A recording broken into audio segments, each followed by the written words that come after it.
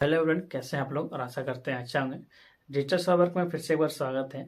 आज के इस वीडियो में मैं आपके साथ शेयर करेंगे जिनका 60 साल से उम्र ज़्यादा हो चुका है और उसका जो पेंशन यानी पेंशन के लिए आवेदन नहीं किए हैं, तो किस प्रकार से आप आवेदन करेंगे, क्या है इसका प्रोसेस, और बिल्कुल आसान तरीके से आप आवेदन कर पाएंगे घर बैठे ही, ठीक है, अपना मोबाइल से। तो सबसे पहले आपका जो मोबाइल है क्रोम ब्राउजर में आपको सर्च कर लेना है पेंशन, ठीक है।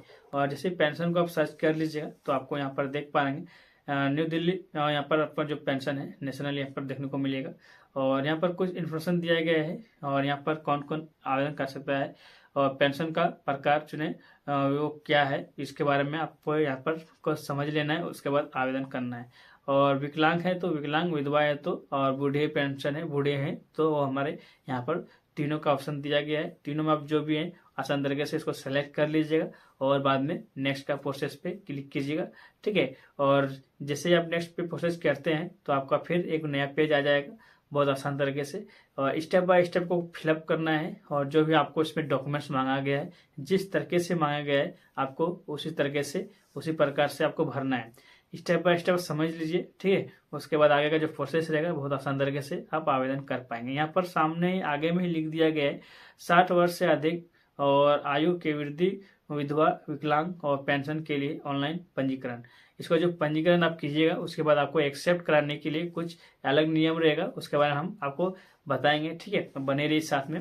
और यहाँ पर आपको कुछ बेसिक डिटेल मांगा जाएगा और देख पाएंगे जो रेड कलर का जो दिया गया है वो इन्फॉर्मेशन आपको देना ही देना है जो इसमें मांगा गया है, ठीक है। और बाद में आपको जो रेड कलर का जो नहीं दिया गया है उसमें आप नहीं डालिएगा तो कोई दिक्कत नहीं है। सबसे पहले आपका जो पेंशन का प्रकार है उसको आपको सिलेक्ट कर लेना है, ठीक है। और उसके बाद जो आवेदन कर रहे हैं जिसका नाम से उसका आवेदन का जो नाम है वो डाल दीजिएगा, ठीक है। आसान तरीके से आप समझ रहे हैं।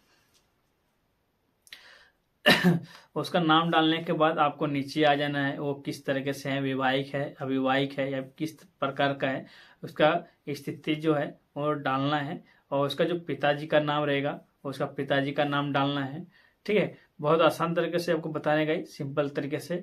और यहाँ पर अरे किसी तरह भी आपको प्रॉब्लम होता है तो कमेंट कीजिएगा, ठीक है। मैं फिर से एक अच्छी तरीके से इन्फॉर्मेशन आपको दे देंगे।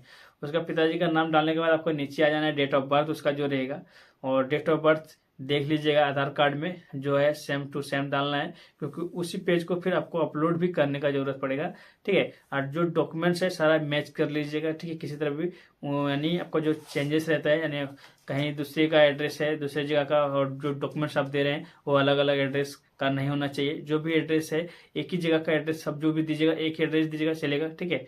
वन बेसिक है आपका अकाउंट और आपका आधार नंबर, ये चीज है आपका मेन इंपोर्टेंट यहाँ पर मांगा जाएगा। कुछ वर्तमान एड्रेस आपको मांगा जाएगा, शहर जो एड्रेस है वो भी मांगा जाएगा, यहाँ आपका पिन नंबर मांगा जाएगा, मोबाइल नंबर मांगा जाएगा, ईमेल एड्रेस है तो दीजिए, नहीं है तो कोई बात नहीं है।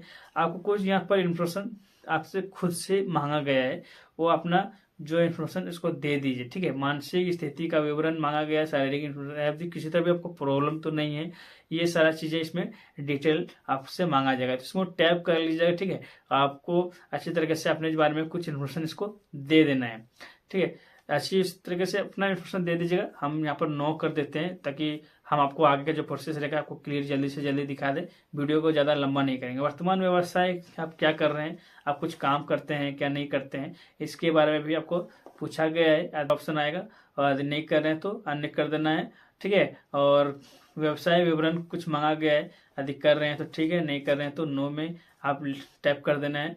और यहाँ पर अंचल संपत्ति विवरण दिया गया है, बैंक खाता का आपका जो अकाउंट नंबर है, वर्तमान जो विवरण वर्तमान शेष दिया गया है, ठीक है। यहाँ पर पेंशन यदि कोई है तो यदि कोई दूसरा पेंशन आप ले रहे हैं तो यहाँ पर आपको उसका प्रकार डालना है। आपका मकान कहाँ है, इंडिया में, जमीन भी इंडिया में है, और अन्य सहायता आपको दिया गया है, यहाँ पर आपको देखने का जरूरत पड़ेगा। और आपके जो दस्तावेज है यहाँ पर आवेदन के प्रकार के सदस्यों के साथ संबंध का विवरण, यहाँ पर कुछ इन्फॉर्मेशन मांगा गया है, उसका नाम देना है। और देखिए परिवार का जो सदस्य है उसका नाम इसमें मांगा गया है, और इसका आयु मांगा गया है, व्यवसाय उसका है क्या वो मांगा गया है, और विशेष विवरण उसका मांगा गया है। इसको जोड़ने के लिए कुछ इन्फॉर्मेशन मांगा गया है, जोड़ने पर क्लिक कीजिएगा तो उसको यहाँ से जोड़ दीजिएगा, ठीक है। और हम जोड़ने के लिए आपको जो प्रक्रिया है बहुत आसान तरीके से आप कर लीजिएगा। चलिए हम उसको हम नहीं करते हैं, आगे का जो प्रोसेस है हम उस पर चलते हैं। यहाँ पर कुछ दस्तावेज मांगा गया है आपका खुद का, जो इसका नाम से आप आवेदन कर रहे हैं उसका जो डॉक्यूमेंट्स है उसका यहाँ पर जो दिया गया है ये अनिवार्य डॉक्यूमेंट है, इसको आपको देना ही देना है, ठीक है, देना है। आय प्रमाण पत्र अपलोड करने के लिए जो पीडीएफ यहाँ पर जो भी मांगा गया है जेपीजी में पीडीएफ या जो भी देना है आपको, ये आय प्रमाण पत्र आपको बन जाएगा बहुत आसान तरीके से। 100 रुपये में आपका आसान तरीके से बन जाता है। ऑनलाइन से भी बना सकते हैं या फिर प्रगति ऑनलाइन बना सकते हैं या फिर अपना जो है ब्लॉग द्वारा भी बना सकते हैं। जो यहाँ पर पता का जो है वो पता तो आपको टेंशन नहीं है, आधार कार्ड का है या वोटर आईडी रहेगा, वो आसान तरीके से आपका काम आ जाएगा, ठीक है। फोटो जो रहेगा वो फोटो का भी टेंशन नहीं है, फोटो आपका जो है फोटो एक दीवार के साइड में रख के अपना फोटो खींच के आसान तरीके से पीडीएफ या जो भी मांगा गया जेपीजी वो साइज में करने के बाद आपका जो अपलोड आसान तरीके से वो भी कंप्लीट हो जाएगा। तो चलिए आगे देखते हैं आगे क्या मांगा गया है। और एक पेज में हस्ताक्षर कर लेना है यानी साइन कर लेना है, वो साइन को स्कैन कर लेना है यानी फोटो उसको खींच लेना है, ठीक है। फोटो खींचने के बाद उसको भी जो भी साइज में मांगा गया है उसको यहाँ पर उसको भी अपलोड कर दीजिएगा, ठीक है। और संसद विधायक के अनुशासन के साथ आवेदन का आवंटन पत्र, इसको आप गूगल में भी सर्च कीजिएगा तो आसान तरीके से आपको जो है इसका पीडीएफ निकल के आ जाएगा। वहां से डाउनलोड करके इसको क्या है इसको जो फॉर्म है इसमें डिटेल है उसको फिलअप करके इसको यहाँ पर आपको अपलोड करने का जरूरत पड़ेगा।